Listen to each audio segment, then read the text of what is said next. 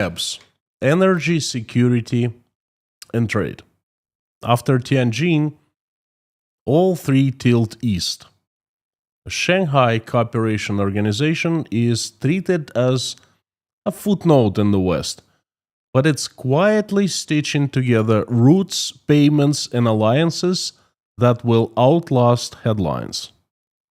I'll show what actually changed this week, where China, India, and Turkey stand, and whether this is just a photo op or the moment Russia is truly back in the game of geopolitics. And not just back, but welcomed by everyone. Howdy, everyone. Welcome to Inside Russia. My name is Konstantin. This is the YouTube channel where usual Russia is explained by the unusual Russian. As usual, you will not find any lies, BS, propaganda. Instead, you will find lots of truth, common sense, and logic. And emotions too, because I am a human being after all. I bet you are not paying enough attention. But you should.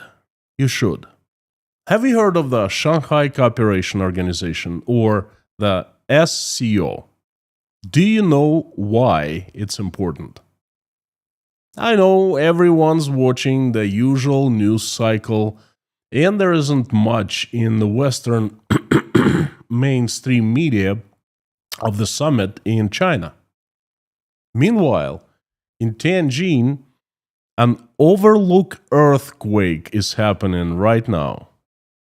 It's not about the trade memorandums being signed, it's not about handshakes, it's not about power of Siberia to, this pipeline, the second stage of the pipeline going from Russia to China. No. It's all just the details. The real thing we should be looking at is an anti-Western unity is being born, and Russia is being a part of it, and a very significant part. Forget about the past, forget about the BRICS. The meeting in Tianjin is what's important. This meeting, this summit, today. Let's talk about it. Now, first things first. What is Shanghai Cooperation Organization and why it's important? The SCO is a Eurasian Political, Economic, and International Security Organization of 10 member states.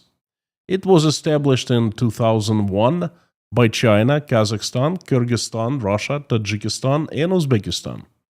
In June 2017, it expanded to 8 states, with India and Pakistan. Iran joined the group in 2023 and Belarus in 2024. Several countries are engaged as observers or dialogue partners. Here are a few reasons for you why the SCO is important and why you need to pay close attention to it. Number 1, scale equals leverage. The SCO's 10 members now include, big boys, China, India, Pakistan, Iran, and most Central Asian states. They cover roughly 40% of world's population and about a quarter of global GDP. The sheer weight gives the bloc agenda-setting power, and that's very important. Number 2, it's a security machine, not just a talk shop like the BRICS. The SCO runs a permanent regional anti-terrorist structure called RATS, headquartered, among other places, in Tashkent, Uzbekistan, to coordinate against terrorism, separatism, and extremism. All the countries members of the SCO share watch lists, intelligence, and perform joint drills. Number 3, it's expanding and institutionalizing. Beyond the 2001 founders and 2017 India-Pakistan entry. Iran joined in 23, Belarus in 24, signaling momentum and broader reach. And please don't forget of the countries that are just the guests, the observers, and the dialogue partners. Number 4, a platform for multipolarity. Leaders use the SCO to coordinate positions that counterbalance US and European Union influence and push a more multipolar world order. Something underscored, very underscored.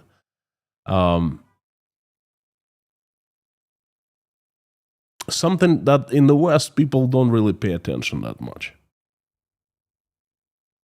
And they should.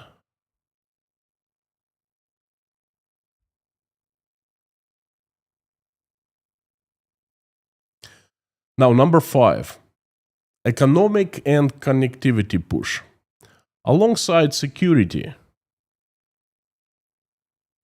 the SCO increasingly drives energy, green industry, and digital economy cooperation with all new platforms launched around this what we're talking of right now, the Tianjin summit. And this is, having a couple technical difficulties, sorry. This is incredibly important. There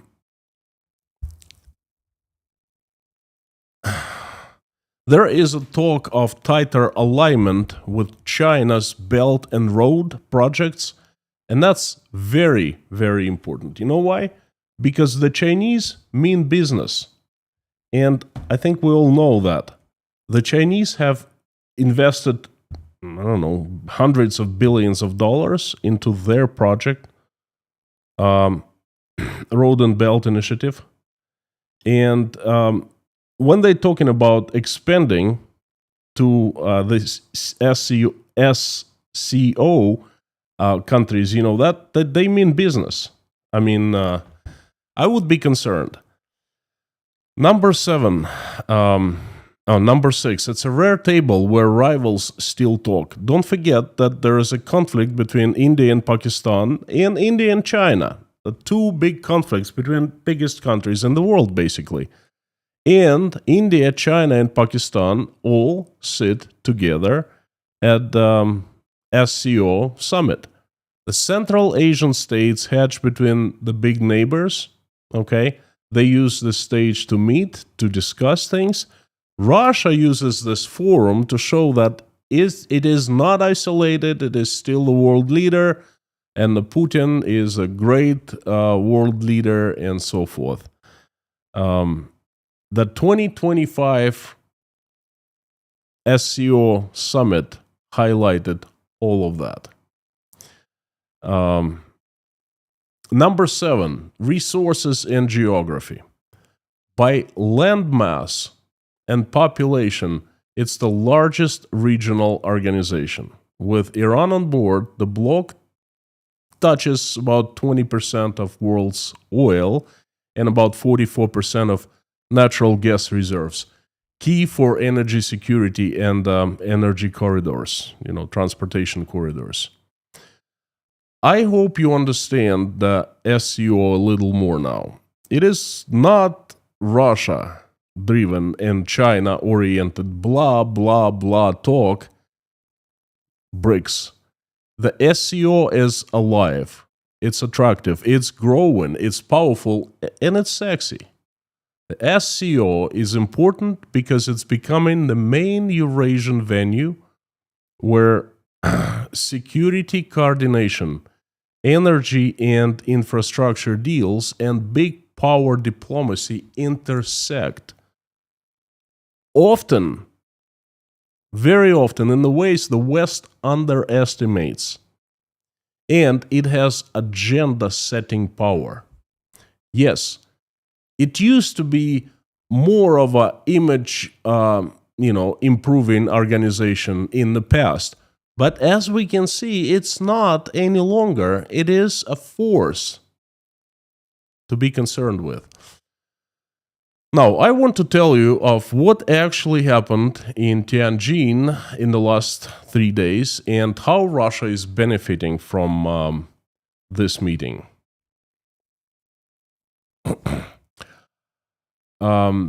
Before I get there, I would like to take this opportunity to thank you again. Thank you for your support, for watching, for liking, commenting, praying along with me, and sending me love. Thank you for buying me coffees at buymecoffee.com, for PayPal, Patreon. This channel is what I stand for, and despite tremendous pressure applied onto me by Russian secret police, Russian state, and by Google, surprisingly, I promise I will continue sharing the truth with the world. Thank you very much. Now, the Shanghai Cooperation Organization Summit took place in Tianjin, China, from August 31st to September 2nd. It's actually closed today. All leaders of largest non-Western world countries were there.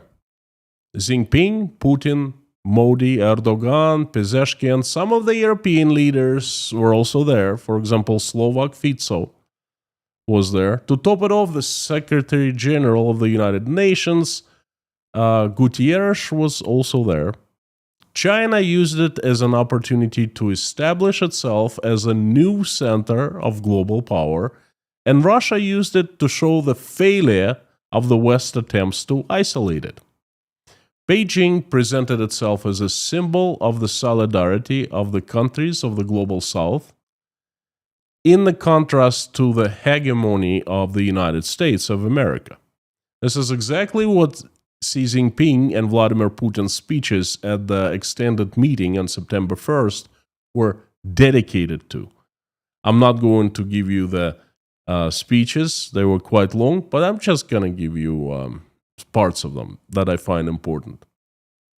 Both leaders did not mention the United States of America directly, but everybody understood their message, and they understood that it was the USA that the messages were directed at.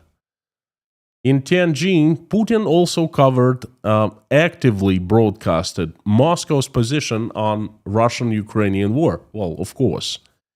He once again placed the responsibility for the war onto the collective West. The crisis was born as, I quote, as a result of the coup in Ukraine, which was supported and provoked by the West, and because of constant attempts by the West to draw Ukraine into NATO, which threatens Russian security. Now, unquote, we know it's a lie, but we also know that Vladimir Putin lies every time he opens his mouth. So what else is new? So the sad thing is that Putin got a stage the size of the entire world at the summit. We know his speech was a lie, or at least had quite a few lies in it, but there are many others who don't, who take his words seriously. This summit's agenda was not limited to ideology like it was before. It also included a serious economic component. Although the Shanghai Cooperation Organization was primarily created as an organization to coordinate security efforts, not as an economic alliance. Xi announced the creation of a development bank under the auspices of the community, which will provide loans to members of the organization, and also spoke of the plans for cooperation in the field of energy that China is a leader of right now. This is what makes the SCO very serious. Not just the talk, but the walk. Money equals influence. We all know that China has invested hundreds of billions of dollars into its Road and Belt initiative, And we know that it exerts tremendous influence over the African countries. And China is about to show more money now to the SCO countries, and this is serious. Another significant thing to notice, Vladimir Putin called for the for the process of reformation of the International Monetary Fund and the World Bank in order to put the end, I quote, to put an end to the use of finance as the instrument of neo-colonialism, unquote. What Putin really wants to do, he wants to jump onto that train, to break apart the existing system and replace it with the new institutions that Russia will have control in. Putin's intentions are very clear. And Z said, also things to take note of. He said that, I quote, global governance models are at the crossroads, and launched an initiative to jointly create a fairer and more equitable system of global governance, in which all countries, regardless of size, power, or wealth, will equally participate in global governance. I continue quoting, we must continue to take a clear stand against hegemonism and the politics of force and practice genuine multipolarity, unquote. Vladimir Putin, who spoke after Z, supported the initiative and expressed the opinion that the SCO could take on a leading role in building a new global governance system. He stressed that Beijing's proposals are relevant when some countries, we know who they are, still do not give up their desire to dictate in the informational affairs. Unquote. Just look who is talking. China is a digital prison cell, and Russia is quickly becoming one, catching up. And they're talking about building a fair system of global governance. Build a fair system of governance in your own country first, so it's attractive to others. Instead, they want to expand dictatorships to the entire world. The key event of the summit was the presence of the Indian Prime Minister Modi. He arrived against the backdrop of rapprochement with China and deteriorating relations with the United States. Well, he had a lot to discuss at that summit, and not with American leader or the European leaders. You know who.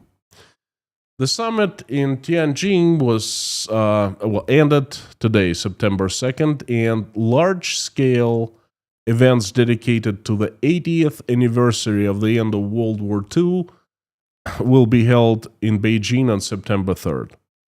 The central one will be the military parade in Tiananmen Square. Vladimir Putin will be the highest-ranking guest, as Xi Jinping was the main guest on the May 9th parade in Moscow, and leaders of other states, including North Korean leader Kim Jong-un, also expected to attend. Please note that none of the Western leaders will be at the parade. That's a very strong message. It appears that holding that parade immediately after the summit is not an accident, but a well-thought-out strategy. It is designed to symbolize the power and leadership of China, uniting the countries of the global South and the East as an opposition to Western domination. China first began celebrating the end of World War II only 10 years ago. Think about that. That's very symbolical and very important. Just 10 years ago, before China could care less about the end of World War II. And China, even 10 years ago when they started celebrating in China, they did it on a much smaller scale. And holding such a large-scale military event tomorrow with the presence of leaders of many Asian countries looks like a demonstration of the alliance and a psychological message to the West. Look at us, we're the force, we're growing, and we're gonna get you destroyed. At least that's how I see it. Now, in the last section of this video, I want to tell you how the Tianjin summit is portrayed in Russia and talk a little about Russia. You see, a complete victory of Russia that has been fed into the brains of Russians for the past 3 days. Complete, absolute, total victory. And a complete victory of Vladimir Putin. In Russia, Russia equals Putin. Well, no, I shouldn't say in Russia. In propaganda, Russia equals Putin. Russia's leader compared to a hero. He conquered the West 1 month ago. He was invited to visit Alaska. American president nearly begged Vladimir Putin to meet him, and kind-hearted Putin graciously agreed. He was given the royal treatment in the USA, the red carpet. The military air parade in Putin's honor, and the US Army officers saluted Putin while he was walking America's red carpet on America's soil. And those officers are paid by the US taxpayers, by the way. Again, this is how Russian propaganda was showing, portraying the events in Alaska. To be fair, I must say that they're right of quite a few things. Not all, but quite a few things they got right. And now, the continuation, another victory. Now, it's a bigger scale victory. This is a very similar reaction to Putin participating in the Shanghai Cooperation Organization Summit. Not only as a guest of honor, as he was in the United States, invited to America, televised, honored, saluted, and so forth. Now, he is one of the leaders of the biggest countries in the world. He's one of the founding fathers of the Shanghai Cooperation Organization. Russian propaganda has been blowing Russia's participation and Putin's visit out of proportion. Another huge victory, total victory, absolute victory. And besides just talking of the total global victory, Russian propaganda needed to present something tangible and treat something as an agreement, as something to give the Russians. And that something is the Power of Siberia 2 pipeline. The memorandum of the development of Power of Siberia 2 was signed today. And that's a huge deal for Russia. Not really a big deal in reality, but for the propaganda. Russia lost its best paying customer for natural gas. And natural gas is one of Russia's bread makers. Russia's been exporting natural gas for the past 50 years to Europe. Europe is right next to Russia. There's direct pipelines leading into Europe. Europe always pays good price, perfect customer. And Russia lost it. And it's been trying to replace Europe with China, because that's the only country that somewhat can pay for Russian natural gas. But China has been stalling the process of Power of Siberia 2, Sila Sibiri 2, because it just doesn't really need Russian gas any longer. China is leading the green revolution, energy revolution. I've seen the numbers of wind turbines commenced in China in the recent years and solar power plants, and they're mind-blowing. China is becoming less and less dependent of oil and gas. And I'm not even talking about Russian oil and gas, oil and gas in general. So China is not interested in investing into the pipeline construction, and it's been stalling in negotiations for the past 4 years. Now, all the news exploded, all the propaganda in Russia exploded, saying, finally, it's a done deal. The Chinese signed a memorandum of the construction, well, not the construction, of the development of the power of Siberia too. Now, this is nothing. No commercial details have been discussed. No prices, gas prices are fixed there. It's just a memorandum Putin and Xi signed to talk about commercial possibilities of this project. But that is something that Russian propaganda is giving Russian people right into their hands. This is it. Putin has won.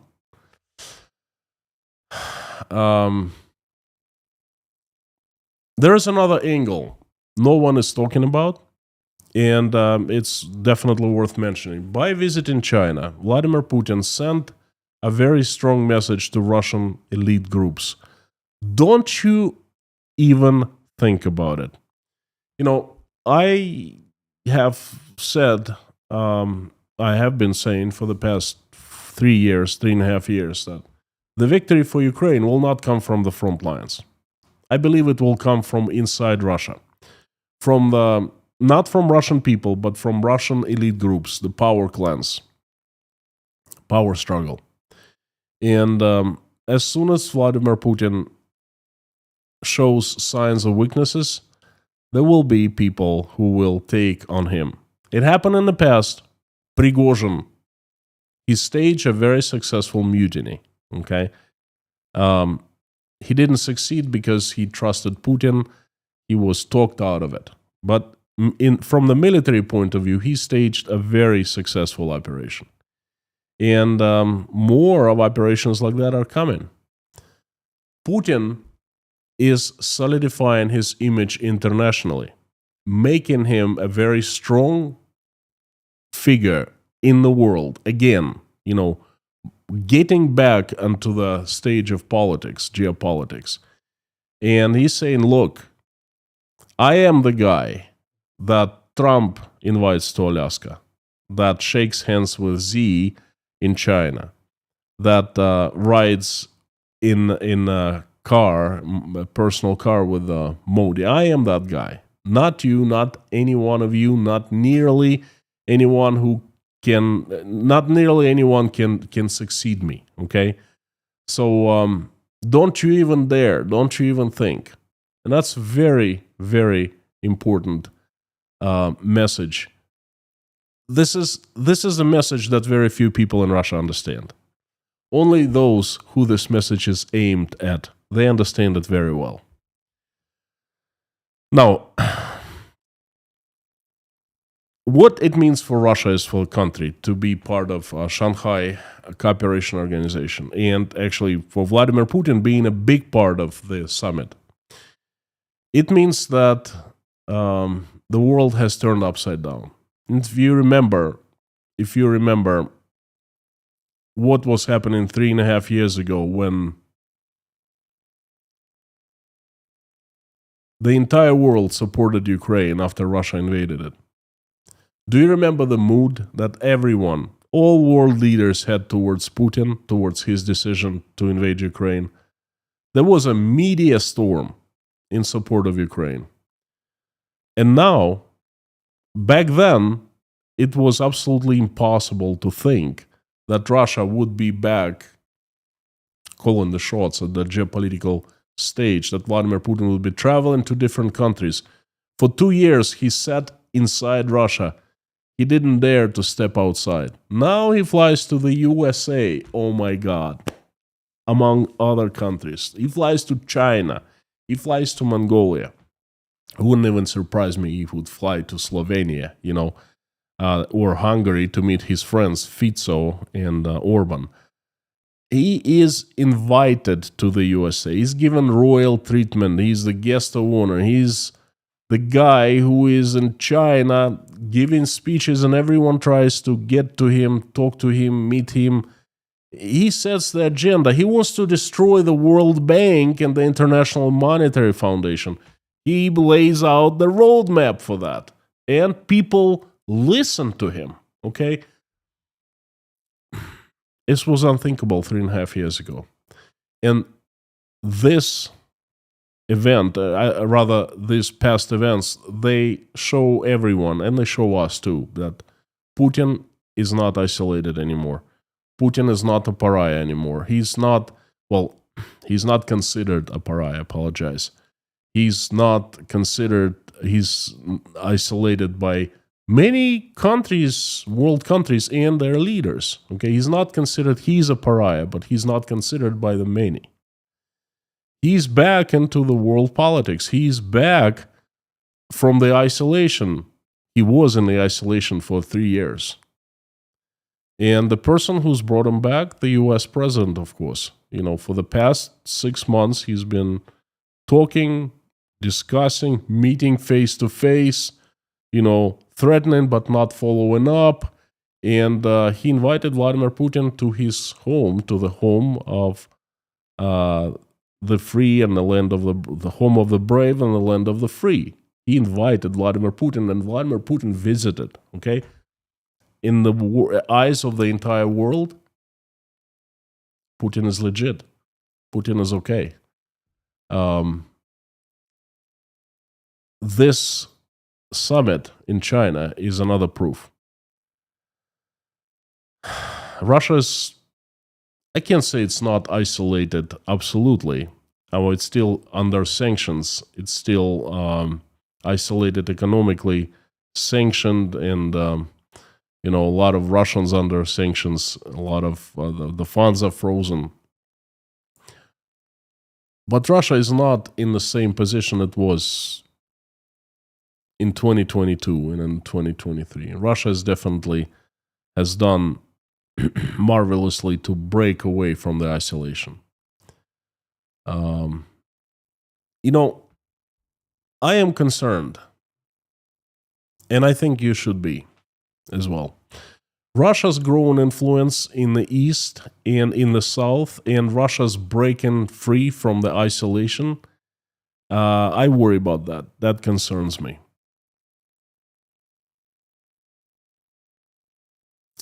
Russia participating in the SCO, that doesn't concern me much. I think it's just a facade, Potemkin village.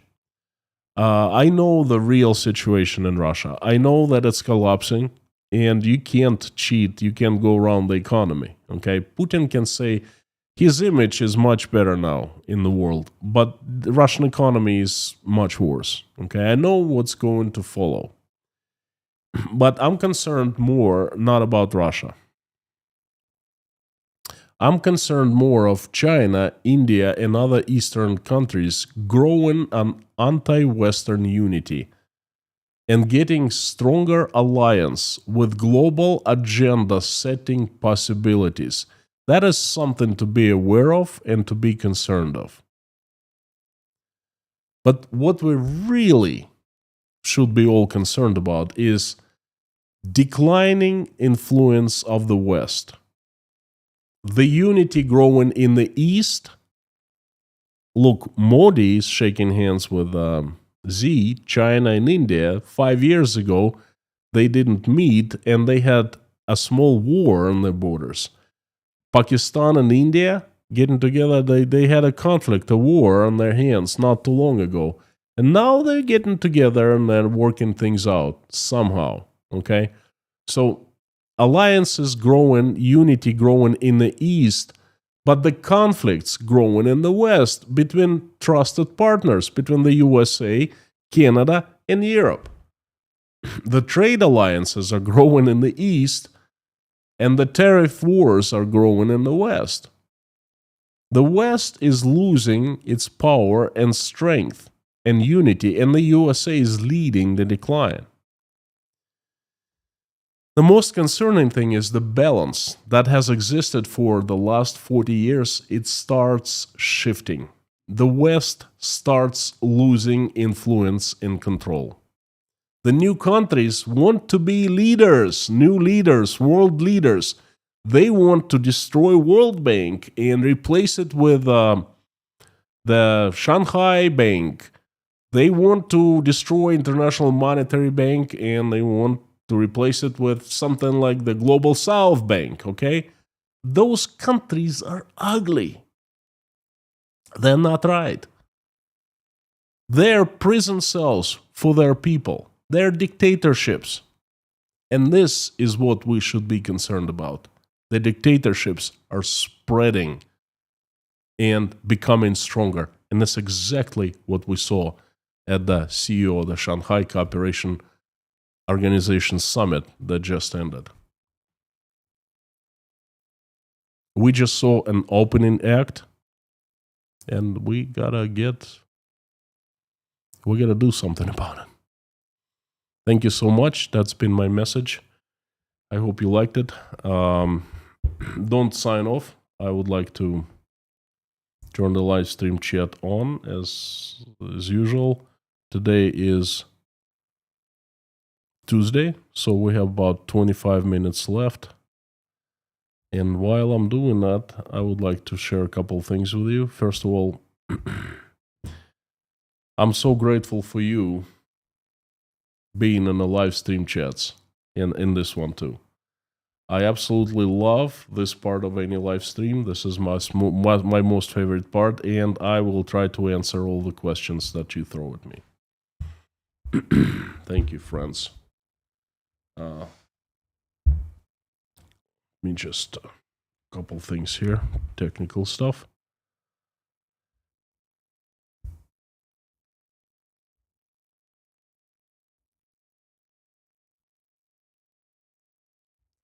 Thank you for coming. Thank you for watching.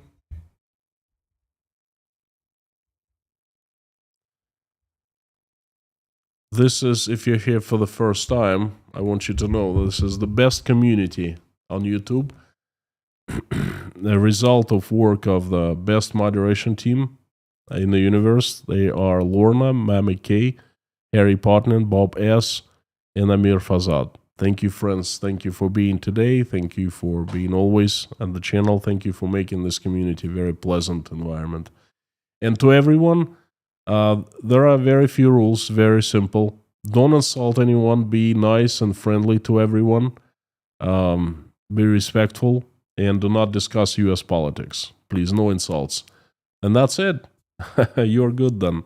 If you want me to notice your message, please put it in all caps and inside Russia after @ sign. That highlights in orange, just like Harry Potman did. Thank you, Harry.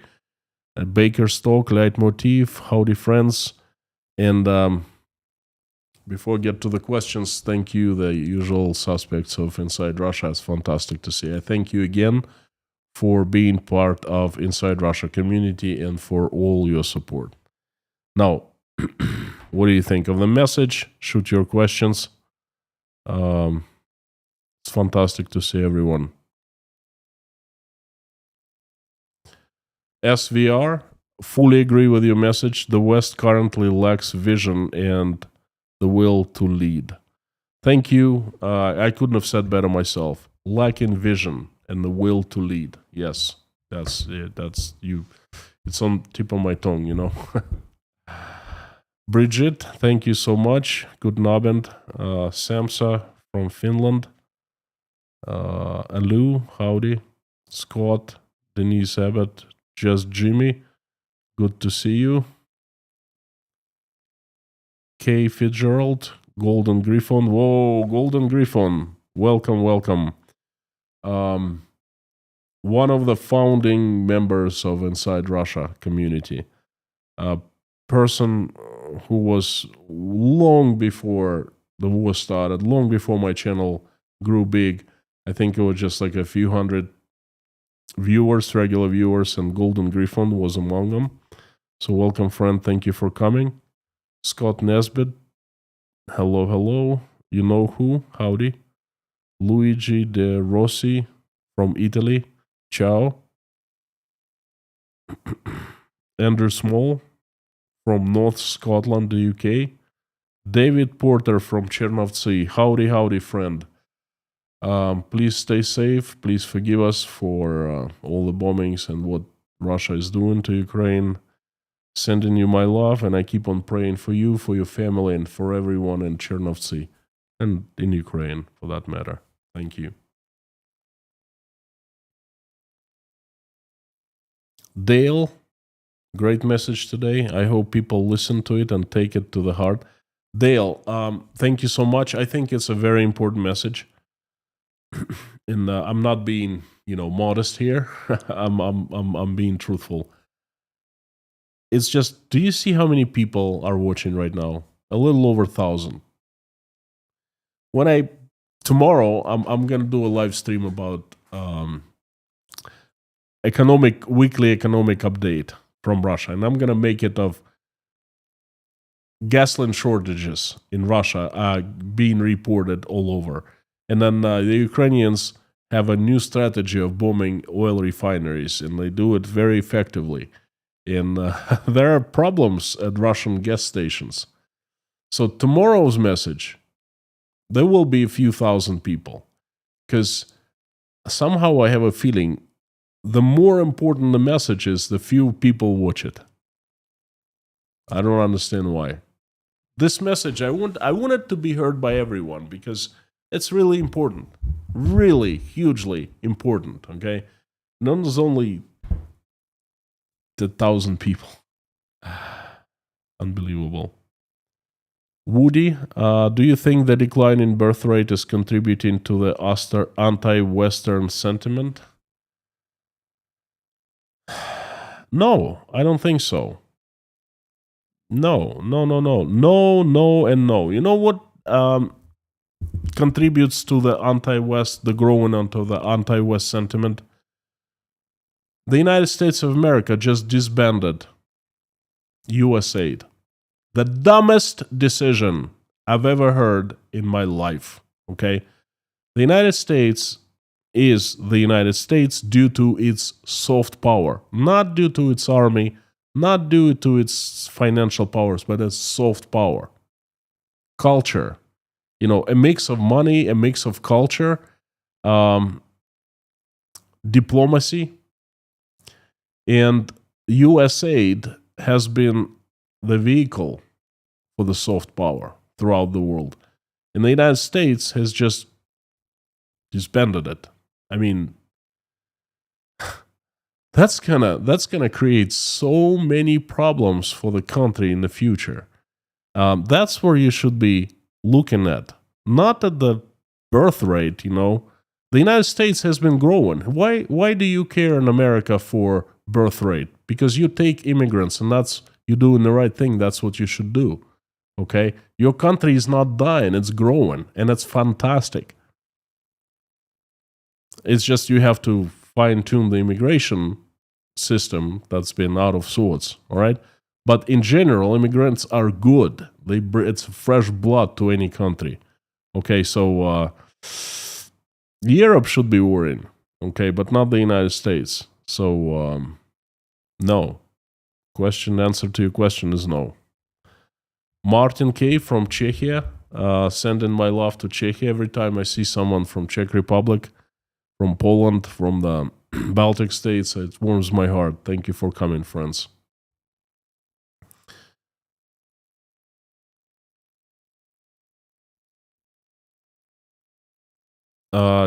TMBC, thanks for the great updates.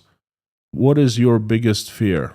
Personal fear or fear for Russia, fear for America? Please specify. What do you believe is our largest threat? Please include me in the prayer list tonight. I will do so.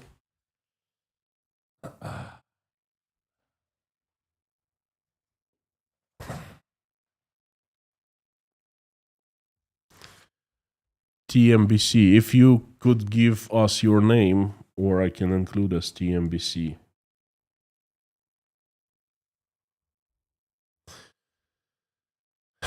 Anyway, I really don't know how to answer a question. My biggest fear is my safety, my personal safety. I'm not feeling safe. I'm not safe. It's not about feeling, it's about being safe. Have caught people following me, Russia's secret police. Okay. So that is my biggest fear.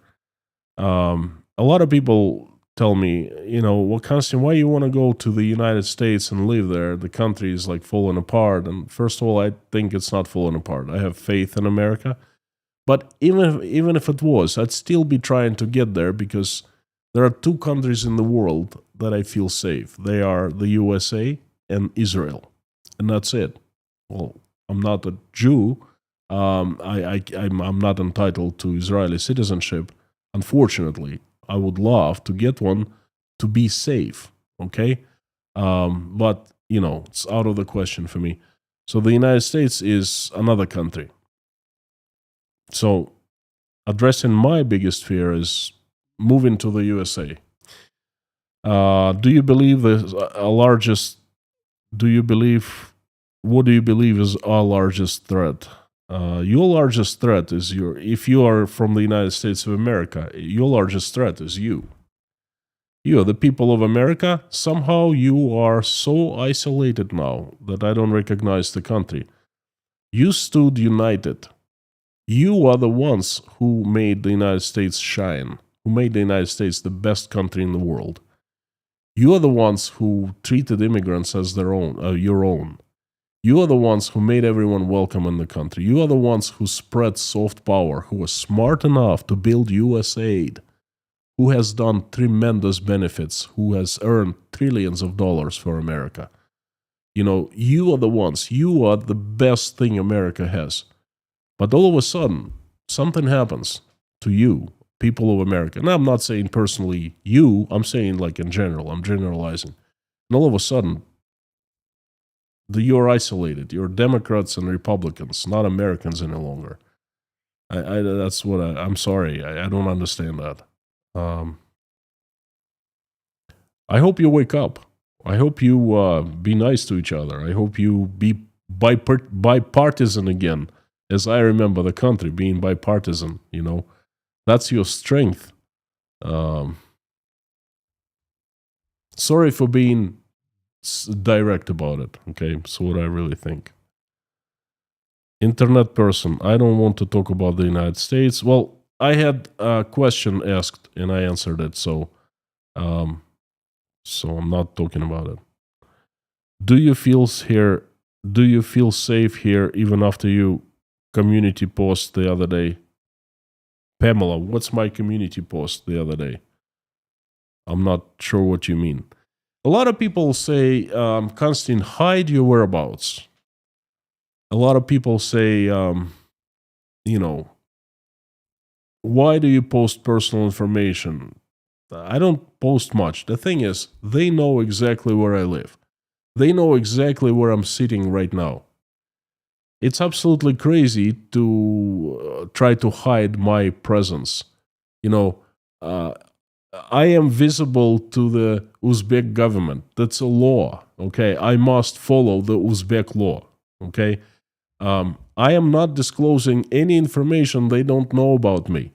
They've been following me. They know where I am. They know which countries I go to. I'm pretty sure they have spies inside the local government, and I cannot make myself feel any safer by not saying things because it's, doesn't matter.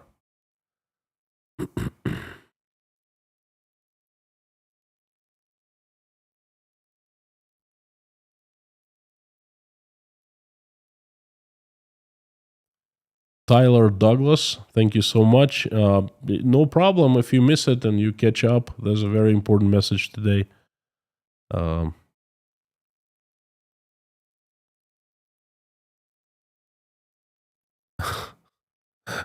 Every time Konstantin has said there's no BS on this channel, I see boss. Well, Sam, I know you are the legend, but you know what? With all my due respect, to me, it's not BS. I'm sorry.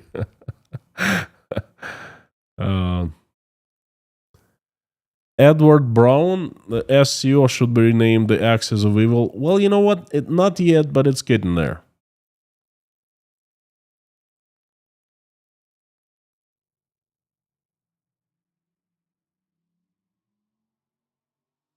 Finola, wow, long time no see.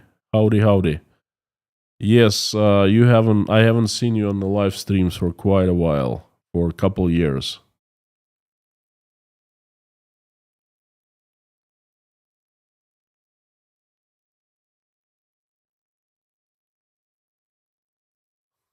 You know who? Yes, I agree. Abandoning USA was not a good idea. You have no idea of what kind of a bad idea that was. It's gonna be replaced by China immediately. They had a quasi U.S. aid. They had kind of the same thing as Road and Belt Initiative, only they were mixing the political power, the soft power, and money, like they were investing into the infrastructure, and they were spreading their power along. Trust me, there is no vacuum there. They gonna jump. The first thing Americans pull out, and they have from the many countries, the Chinese are jumping there already. The Chinese are celebrating. It's like the best day in their lives for Xi and his clique. Not clique. There's no clique in China. I shouldn't say that. That's Russia. For Xi and his comrades, party comrades.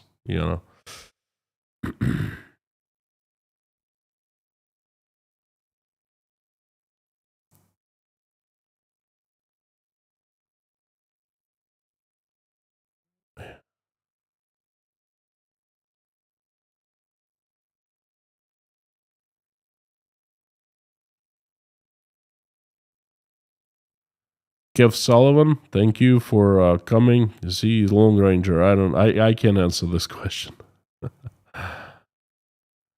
Fuzzle, you should buy a weapon to defend yourself. With all my respect, not in Uzbekistan. First of all,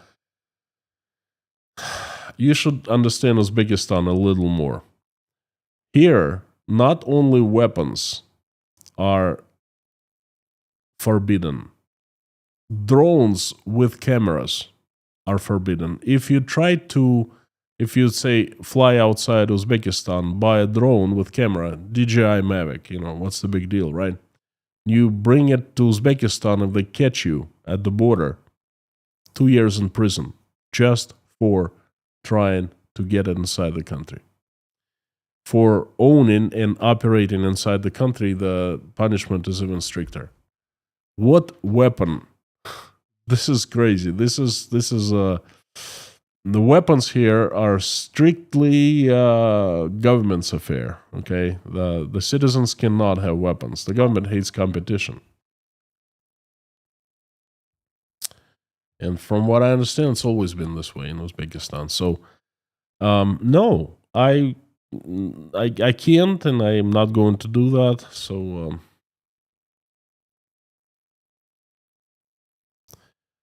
Leitmotif, I hope you have nearby allies watching you back. Alexei Navalny, Russian opposition politician, the real leader of Russia, he had millions of allies watching his back. What happened to him? Liz, I'm afraid for you for the past 3.5 years. Thank you, friend. Thank you so much, Liz.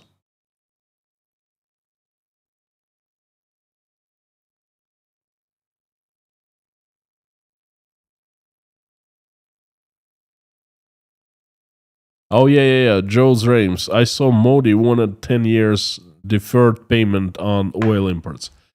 Well, now, Joe's. I don't know whether it's true or not. I'm going to mention it tomorrow. Because this is one of the very, very hot topics in Russia right now. Because India and China are the only two countries that import the bulk of Russian oil. You exclude even one country from the equation, and Russian economy is under so much more stress. There is a rumor going, this is the second day, it started yesterday, that Vladimir Putin and Modi a Russian president and Indian president. Well, Vladimir Putin brought his own car. It's in America. Donald Trump has the Beast. His car made by Cadillac, I think, Chevy, or I don't know. Anyway, American-made car. Well, Vladimir Putin also has a Russian-made car. Only it's based on a Volkswagen platform called Volkswagen used to have a car called Phaeton. And they took Phaeton. It's not in production any longer. They bought it. And they, changed it a little bit, and they called it Aros. So this is Vladimir Putin's Beast. You can call it this way.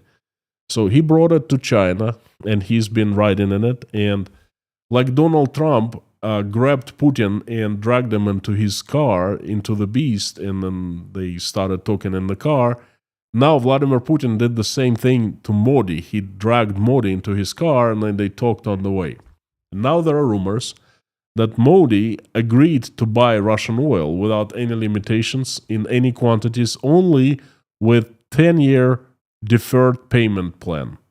Basically, India gets oil now, but pays for it 10 years from now. Now, I don't know. I think it's a rumor. I think it's like there is definitely no confirmation of that. Sounds crazy. Completely crazy. I don't think Modi would propose anything like that, but who knows? But I think it's a rumor. I don't think it's true. But now, Jones, please tell me, where did you hear it from? Because I heard it in a very few specific Telegram channels, not in the public, so to speak, in Russia.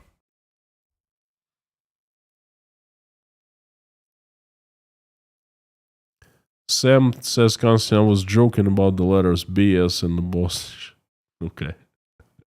Mr. Humor inside Russia, right? Ron Gravel, Shanghai Cooperation Organization. That's an organization that was formed in 2001 by 10 countries, basically former USSR countries and China along with them. And now it's grown into a very large regional power, regional alliance, I would say. Golden Griffon, do you think North Korea will fit into this with China and India? At this point, no. In the future, it might.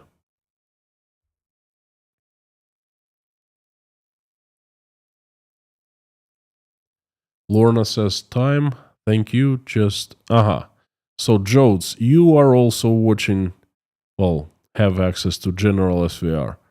Okay, I got you. That's the guy who originated the rumors that Putin died at the end of 2023. Okay, the very same guy. Denise Abbott.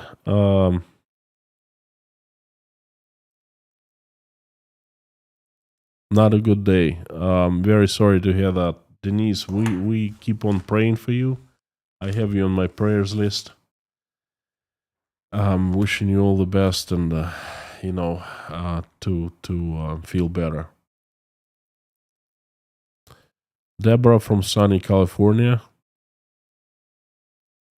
Todd Turner. I was thinking of relocating to Russia until I learned of the new laws that have now taken into effect. Trust me, the USA isn't far behind. We're just taxed more and quality of life is going down. Well, I can't really talk about, how life is in the USA. I gotta touch it with my own hands, look at, smell it, taste it. But, Todd, I consider anyone who moves to Russia out of just for the sake of moving to Russia, I consider anyone like that crazy. You can't be serious. I understand if you're prosecuted in Russia. In your country, and you move to Russia as a refuge, safe harbor. I understand if something that you strongly believe in goes against, your belief in your country, and you don't feel safe for you, for your kids. Like one large family moved from Canada to Russia because of their beliefs. I can understand that, but I don't understand people who just move to Russia because they think that their country is not good. Yeah.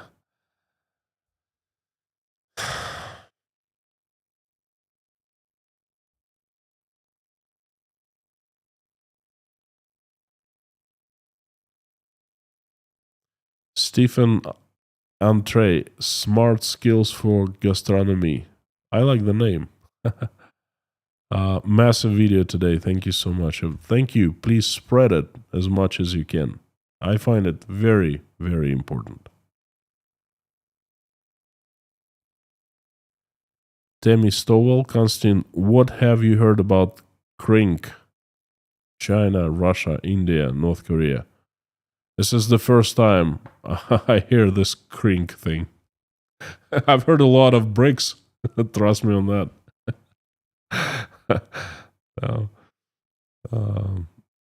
Rudy from Portugal. Howdy, howdy. Fuzzle, thank you.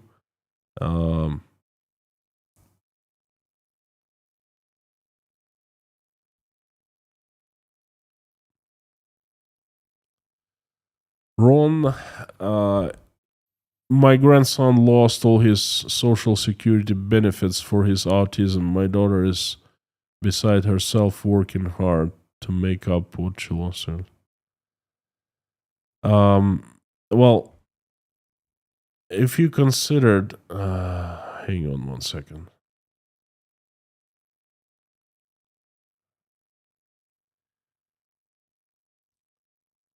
If you're having a very hard time with healthcare in the United States, and it's another thing I don't understand, why would people be cut off from medical care in such countries, America? But anyway, if you're having a hard time, consider moving to Uzbekistan. Top-notch medicine for very, very cheap. Well, very cheap considering the United States of America.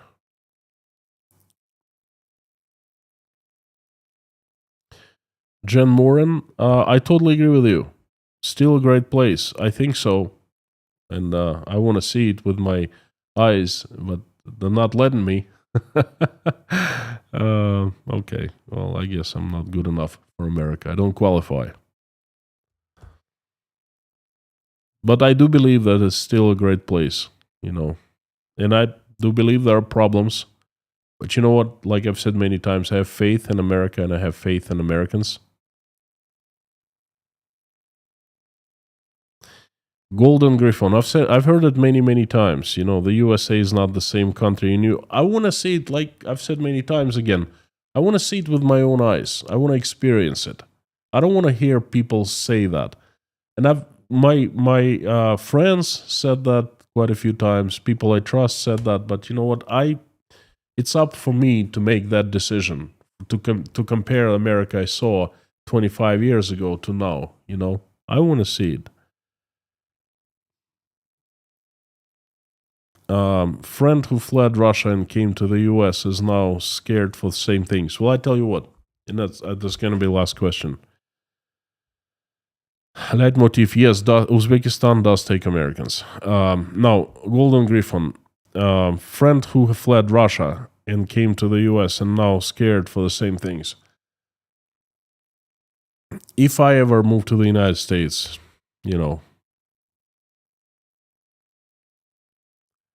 and I find myself in a situation where I am afraid of the same things as I am afraid in Russia, let me tell you something. Life will become a very, very, very grim for all of us. Because where else could you find refuge at? I don't know his circumstances, but again, I believe in America, I have faith in Americans, and we'll see. I hope it doesn't happen. I hope one day I come, but it's becoming more like a myth now. I've been trying to come for so long, and I don't want to talk about it anyway. It hurts, but invite everyone to join me in prayer. Thank you, friends. Thank you. Very thought-provoking live stream, even for me. and much to think about. Please tune in tomorrow. Will be economic news update. Things in Russian economy are so bad. They're even much worse than I initially thought they would be. So it's going to be interesting. Personal stories, macro, micro agents, the usual good stuff. Now, please join me in prayer. 1,000 people, 1,042 people watching right now. Please pray along with me, or simply just watch us pray. That's good too. Dear Lord Jesus Christ, thank you so much for everything you've given us. Thank you for the food you've placed on our tables and the roofs you've given over our heads. Thank you for our families and for the loved ones that you surrounded us with. Please give us wisdom to keep the skies above our children's heads safe and peaceful. Give us wisdom to raise our children the way that when they grow up, they will make this world a better place, will never engage in any wars. For now, please keep our children safe and healthy. Dear Lord, I am asking you to stop the bloodshed in Ukraine. The country and people need peace and recovery. They need light. They need to see your love. Please help Ukraine. Help each Ukrainian who has been affected by this terrible tragedy. Answer their prayers, make their wishes come true. Reach out and touch the hearts and souls of those who are responsible for the decision and have them make that decision to stop the bloodshed. Please help my country, Russia. Assemble your strongest angels with sharpest swords and have Saint Michael lead that heavenly army of yours and send them down to this earth to get rid of the demons that have hijacked Russia, that we know by names and by their faces. Please get rid of them. Send angels so they will help good Russians to run their country, make it peaceful, loving, and respecting. Dear Lord, please help everyone who is traveling, send them safe travels. Help everyone who is struggling, in danger of any kind, send safety. Help everyone who is asking for asylum of any kind or safe harbor. Please help single mothers and fathers who are struggling, trying to make ends meet, raising their children, send support. Please help those who are helping Ukraine and Ukrainians, and help those Ukrainians who are currently under attacks of Russian weapons, send them safety.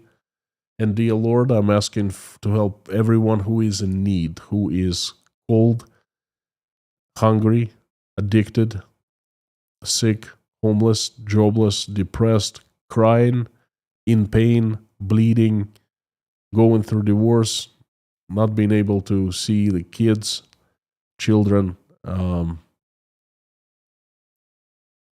who feels betrayed, who feels that he or she lost, losing their faith, who feels that they have been abandoned by you. Please reach out and touch their hearts.